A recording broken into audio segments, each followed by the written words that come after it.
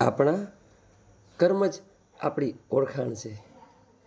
બાકી તો જીવનમાં એક નામના અનેક ઇન્સાનો છે.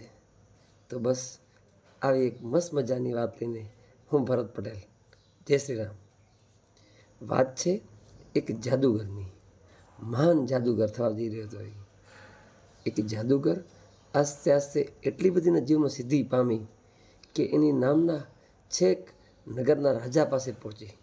રાજાના કાનમાં આવી કે આપણા નગરમાં એક બહુ મોટો જાદુગર છે. તે રાજમહેલમાંથી એને નિમંત્રણ મળ્યું કે તારી કલા રાજાને પણ બતાવ. તે તો ખુશખુશાલ થઈ ગયો કે આજ તો મને ખુદ રાજાજીનું આમંત્રણ મળ્યું છે મારી કલા બતાવવાનું. કે બસ એ મનમાં ધારતો કે આજે મારા જીવનમાં સૌથી રૂપિયા વધારે કમાવાનો આ મોકો ભગવાને મને આપ્યો છે. કે બસ એમ ખુશ થતો રહ્યો. જ્યારે જવાન મંડ્યો રાજમહેલમાં ત્યારે એમ થયું કે આ બતાવું, આ બતાવું, હું આ જાદુ બતાવું, આ જાદુ બતાવું. પણ જ્યારે પહોંચ્યો ને રાજમહેલમાં, રાજાને પ્રણામ કરી અને બધું તૈયારી થઈ ગઈ હતી એના બતાવવાના કરતબ, ત્યારે એને થયું કે જાદુ તો મેં ઘણા બધા બતાવ્યા છે, પણ જાદુ નહીં, કાંઈક હું અલગ બતાવું જાદુ. એ કે તે એને પોતાના ચાલાકી દ્વારા રાજાનો હતો ને મુગટ એ ગાયબ કરી નાખ્યો.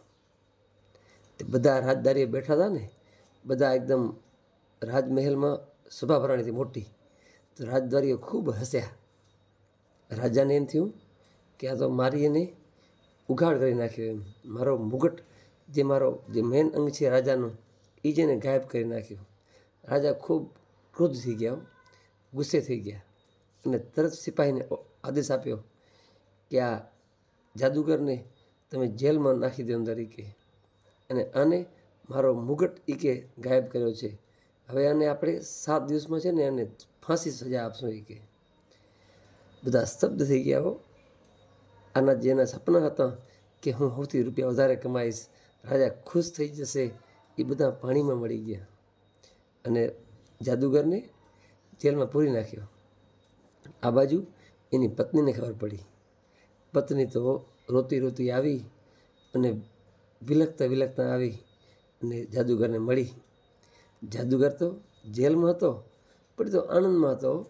આમ જાણે એના ખુશી હતી, એના એને કંઈ હતું નહીં એને ગમ. તેની પત્ની એને મળવા આવીને પહેલા દિવસે તે કીધું કે તમને 7 દિવસમાં કે રાજા તમને ફાંસી આપશે. કે તમે તોય હસી રહ્યા છો. કે તો જાદુગરે કીધું કે હસવાનું જ હોય ને. કે હજી આપણી પાસે 7 દિવસ છે. કે ત્યાં તો ખુશ રહી. કે 7 દિવસ છે. કે પત્નીએ કીધું કે તમે પાગલ થઈ ગયા છો કે શું? કે તમને 7 દિવસ પછી તમને મોત નથી દેખાતું? કે તમને રાજા ફાંસી આપવાના છે. કે તમને બીક નથી લાગતી? કે તે રાજાએ જાદુગરે કીધું કે હજી આપણી પાસે 7 દિવસ છે. એ 7 દિવસ તો આપણી પાસે આનંદના છે. કે બસ એમ જ કે અત્યારે બસ હાલમાં જીવો. કે બસ પત્ની તો ખાર વખરતી હાલી ગઈ, તમે તો પાગલ થઈ ગયા છો. કે વરે પાછી ગઈ. વરે બીજા દિવસે આવે, બીજા દિવસે હરોજ આવે. હરોજ જાદુગર એમ જ કે હજી આપણી પાસે 6 દિવસ છે, 5 દિવસ છે, 4 દિવસ છે, 3 દિવસ છે, 2 દિવસ છે, 1 દિવસ છે. એમ જ કરીને પોતે બસ ખુશખુશાલ રહેતો. એમ જ્યારે 7મો દિવસ થયો ને તો જ્યાં ફાંસી આપવાની હતી ને જાદુગરને લઈ ગયા. જાદુગરને રાખ્યો ત્યાં. રાજા એના ઘોડા ઉપર સવાર થઈને એને છેલ્લી વાર મળવા આવી રહ્યા હતા. આ જાદુગરે જોયું કે રાજા મને મળવા આવી રહ્યા છે. જાદુગરને એક આઈડિયો આવ્યો. એને આઈડિયો આવ્યો ને તે એ રોવાનું નાટક કરવા માંડ્યો. આંખમાંથી ખોટા ખોટા આહુડા પાડવા માંડ્યો. આમ ચહેરો હા ઉદાસ એને કરી નાખ્યો. રાજા નજીક આવ્યા. રાજાએ કીધું કે ત્યારે તો તું મારો જાદુમાં મારો કે મુગટ તે ગાયબ કરી નાખ્યો. કે અને હવે તો કે રોવાનું નાટક કરશો રહ્યો. કે મોત આવે છે એટલે બધું રોવું આવે છે તને. કે જાદુગરે કીધું કે ના મહારાજ, મને રોવું એટલે નથી આવતું કે મારું મૃત્યુ છે. કે મરવાનું તો બધાને એક દિવસ છે. કે આજે મરશું કાલે મરશું, બસ મને એનો કંઈ છે જ નહીં રંજી. કે બસ જીવનમાં જીવ્યો છું ને એ જ મને ખૂબ સંતોષ છે. કે બહુ મને ખૂબ સંતોષ છે મારા જીવનથી. પણ હું છે ને આ ઘણા વર્ષોથી એક ઘોડો છે ને, ઘોડાને ઉડાડવાનો મારો કે કલા શીખી રહ્યો છું. કે ઘોડો છે ને આકાશમાં ઉડે. એની કલામાં છે ને મારે હજી કે 1 વર્ષ જેવો માંડ સમય બાકી રહ્યો હતો ત્યાં જ તમારો આ સજા આપી હતી પડી. તો કાંઈ વાંધો નહીં બસ એ હું મારી જે હતી ને જે આટલા વર્ષોની મહેનત એ સાથે લઈને જાઉં છું. હવે કદાચ ઘોડો હું ઉડતો ઘોડો નહીં બનાવી શકું. રાજાને થયું કે આપણે કોઈના યુદ્ધમાં જઈએ અને જો આ ઘોડો આપણી પાસે આવી જાય તો ઉડતો ઘોડો બધા યુદ્ધ છે ને હું આસાનીથી જેમ હોય. તો મનનો વિચાર આવ્યો એટલે રાજાની પાસે ગયા. શું તે કીધું ઉડતો ઘોડો તો હા મહારાજ હું જે છે ને હું પ્રયોગ કરું છું. બસ થોડો સમય મને જો વર્ષેક જેવું મળી જાય ને તો ઉડતો ઘોડો બનાવવાનો છે મારો. એવું જાદુ હું શીખી રહ્યો છું. રાજાને થયું કે આ ઘોડો મને મળી જાય. તરત એને હુકમ કર્યો કે તને હું 1 વર્ષ સાલ તને ફાંસી સજા રોકી નાખું છું. તને રિહા કરું છું. તને બરી કરું છું. પણ 1 વર્ષમાં યાદ રાખજે તારે ઘોડો મને ઉડતો ઘોડો બનાવીને દેવાનો છે. જો તું ઉડતો ઘોડો મને બનાવીને નહીં દે ને તને સજામાં એના ફાંસી વર્ષ પછી મળશે. જાદુગર જેવી તમારી આજ્ઞા મહારાજ. એમ કરીને તો રાજા નીકળી ગયો ને આવે ત્યાંથી નીકળી ગયો, કારણ કે એને બરી કરી નાખી. એને તે આ બાજુ એની પત્ની એના સગા સંબંધીઓ એના ઘરે માતમ મનાવી રહ્યા હતા કે આજે અમને ફાંસી મળી ગઈ છે. બધા રોવે ને અહીંયા કૂટે ને બધું એમ કરતા હતા રહ્યા. આ ઘરે પહોંચ્યો ને જોયું તો બધા તો રાડા રાડી રોતો હતા રહ્યા. પણ બધાને જોઈ અને ખુશ થઈ ગયા, રોવાનું બંધ થઈ ગયો. બધાના ચહેરા ઉપર ચમક આવી ગઈ કે આ તો જીવતા પાછા આવી ગયા. બધાએ હેમખેમ પૂછ્યું. પછી બધા અડધો કલાકમાં એના સગા સંબંધી ત્યાંથી નીકળી ગયા. ત્યારે એમની પત્નીએ પૂછ્યું. પછી છેલ્લા 2 જ વધ્યા.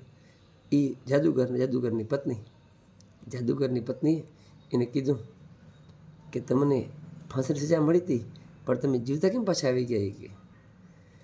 ત્યારે જાદુગરે કીધું કે મેં રાજાને એમ કીધું કે હું એક ઉડતો ઘોડો બનાવું છું જે બસ મારી કલાથી 1 વર્ષમાં બની જશે. તો રાજાએ મને 1 વર્ષનો ટાઈમ આપ્યો છે કે તું ઉડતો ઘોડો બનાવી આવ, નકર તને સજા મળશે એને ફાંસી નહીં. પત્ની તો બહુ ગુસ્સે થઈ ગયો. તમે તો પાગલ થઈ ગયા છો. ઉડતો ઘોડો કોઈ બને આપણાથી.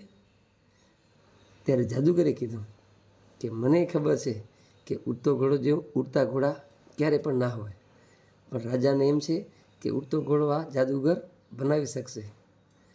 માટે તો 1 વર્ષ તો તને મળ્યું ને તો 1 વર્ષ તો ખુશ રહી. પત્ની તો ખારમાં હાલી ગઈ, થોડી આગળ કામ કરવા માંડી ગઈ પોતાનું. બસ આ વાત અહીં પૂરી થઈ ગઈ છે. પણ ખરેખર આપણા જીવનમાં બહુ ઘણું સમજાવી જાય છે કે આપણે જે હાલમાં રહીએ ને એમ જ આપણે આનંદિત રહીએ.